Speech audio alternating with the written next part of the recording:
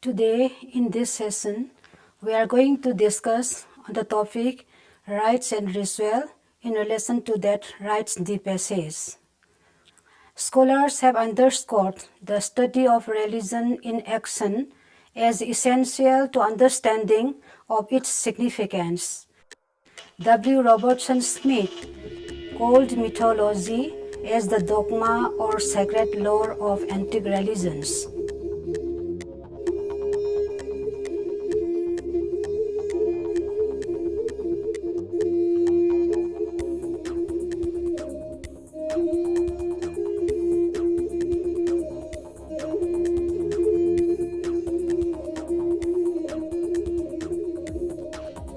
He held that myth was derived from ritual and that ritual was obligatory, and concluded that study of ancient religions must begin with ritual and traditional usage.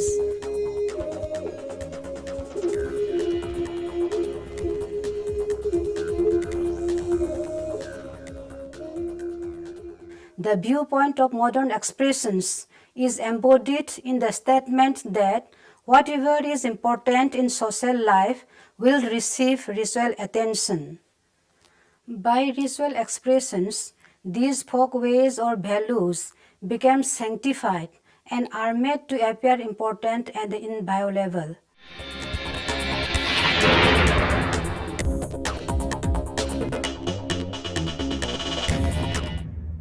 Rites are ceremonies performed by a particular group of people, often for religious purposes. For example, initiation rites, funeral rites, etc.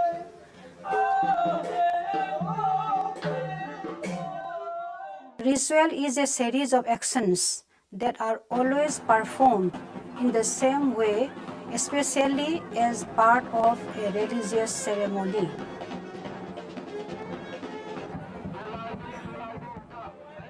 According to Dictionary of Anthropology, the word ritual refers narrowly to prescribed formal acts that take place in the context of religious worship. In this sense, ritual is opposed to theology. Observation and analysis of rituals have been a primary concern of anthropology through its history.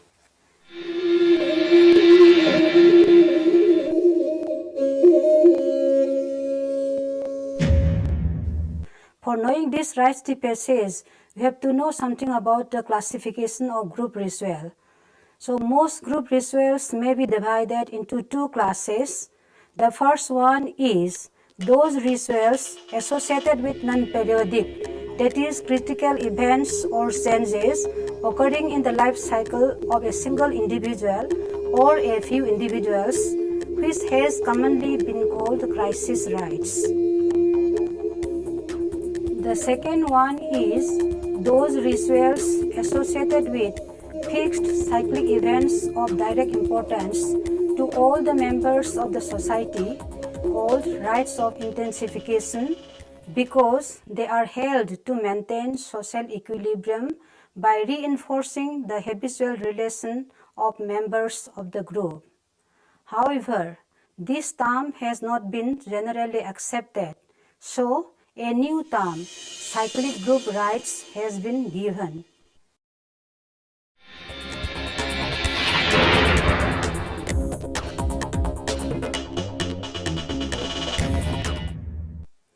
Now, let us discuss about the crisis rites in relation to that the rites de passage.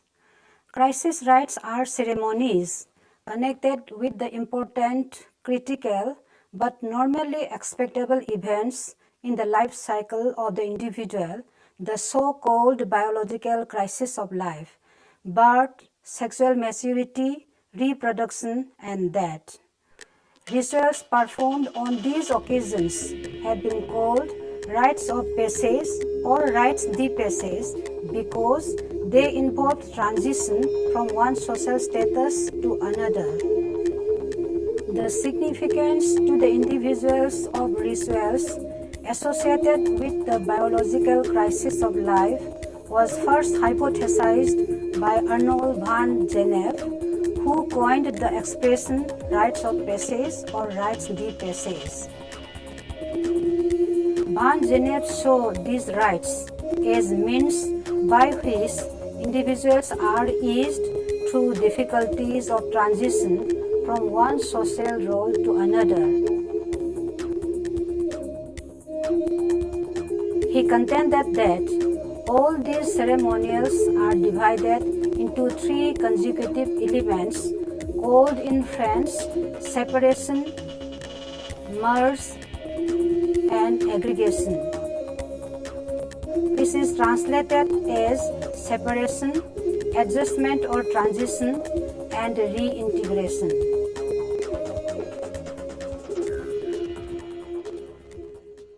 The individual is first severed from his old status, experiences adjustment to the new status during a period of transition, and finally becomes officially established in the position. The first stage is frequently a simulation of that, by which the individual is completely severed from the old way of life. The persons upon whom the rites center are for a time separated socially and often physically from other members of society. The adolescent boy may be strictly separated from the company of women during rites that pass him into manhood.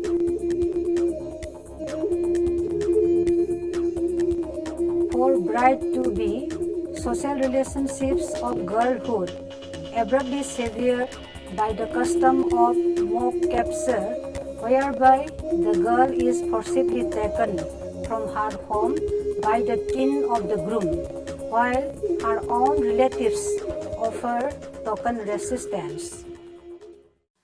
The new mother, pubescent boys and girls, and close relatives of a person who has died commonly undergo a period of physical isolation.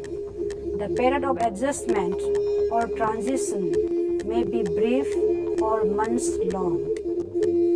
During this time, the individual's relation with the rest of the society is not those of his old status and not as yet entirely those of the new. He is under many restrictions, most of which prohibit him from following otherwise normal activities. Ceremonial during this period often prepare the individual for his new status by giving him instruction in matters that are of common knowledge among the members of the new social group. The third and final step ceremonially and officially restores the individual to normal social life. In this stage, the individual uses visible symbol of his new status: a tattoo, a distinctive style of hair dress, a wedding ring, or whatever of other insignia his society has seized upon. Where the first stage of ritual simulates that, the third stage often symbolizes a new and different life. The individual is sometimes ceremonially born, fed, talked to, and instructed as a newborn child would be, and ceremonially he is made to grow up into the new social status.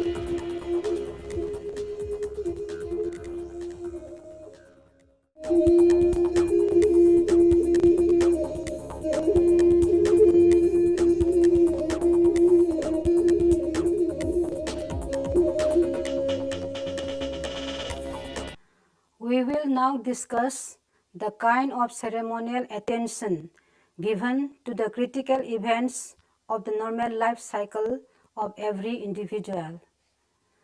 Rituals associated with birth in primitive society customarily begin long before parturition. The pregnant woman usually is restricted from having certain food and various other normal activities. When birth seems imminent, she is often isolated and religious acts are performed to ensure an easy and successful delivery. All elements of Van Genep's scheme of rites de passage may be found in old Japanese practices surrounding childbirth.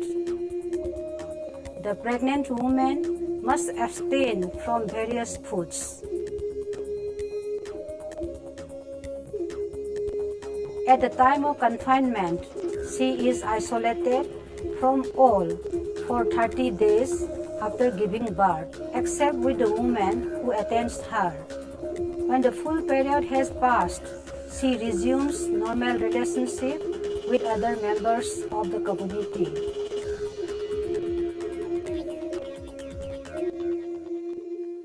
Birth ceremonies in many primitive societies differ from one another. Among many of the simpler tribal groups, a custom called the covets exists. Although the term covet ordinarily refers to rites observed by the father, the other might follow similar or identical procedure. In the classic form of covets, the father simulates by lying in and observes dietary and other restrictions.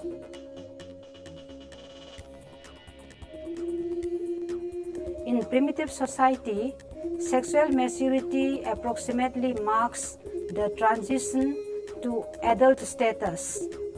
In many societies, this transition is officially recognized by ceremony initiating the child into its adult role.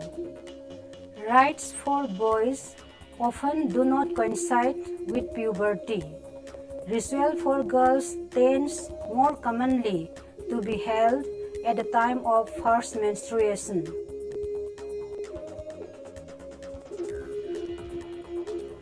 Further, marriage ceremonies generally are the simplest of all rites connected with events in the life cycle of the individual, and they may include no religious elements.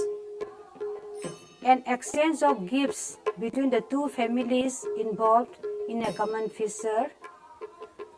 In the more complex societies of whether the ceremony is secular or religious,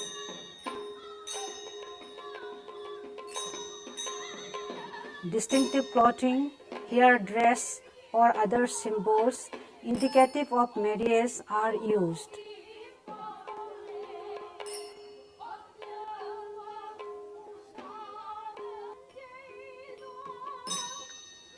The classic feature of rites of passage are often most clearly evident in funeral ceremonies.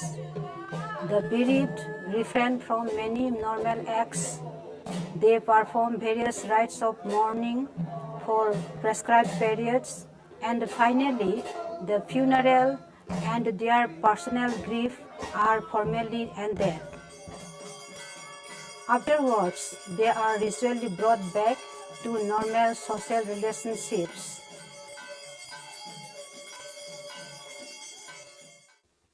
Mention may be made about the life cycle ritual in Meitei community of Manipur. The pregnant woman goes to the temple in the 5th or 7th month of her pregnancy and prays to God for successful delivery.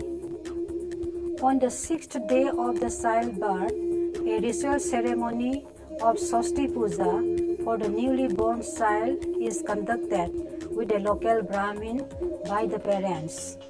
This is the first observance of ritual ceremony of the child.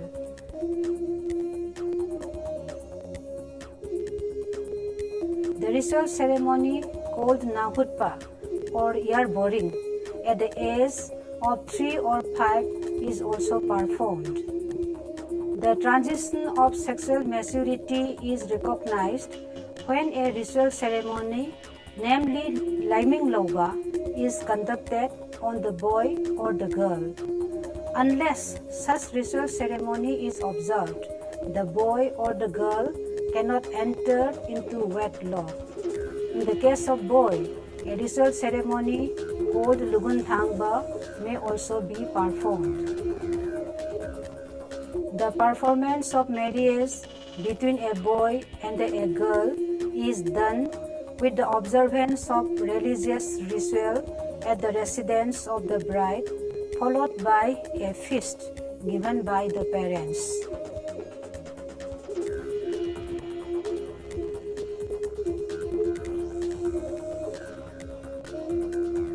In the case of death, a series of ritual ceremonies are observed. The dead body is cremated by giving pinda by the eldest son or head of the family with chanting mantras by the Brahmins. On the 5th or 6th day, the ritual ceremony of Asti Sanchoy is performed and the Shraddha is also performed on the 13th or 14th day of the death of the individual.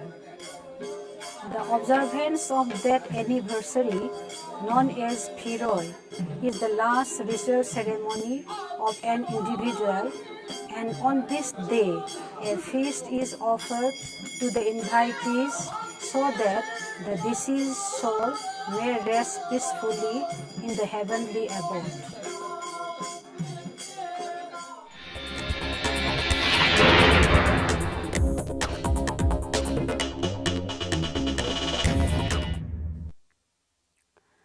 To conclude, we can say that rites of passage are the ways in which human being indicates transformation from one social status to the next, and it includes irregular private ceremonies commemorating personal milestones such as birth, maturity, marriage, and death.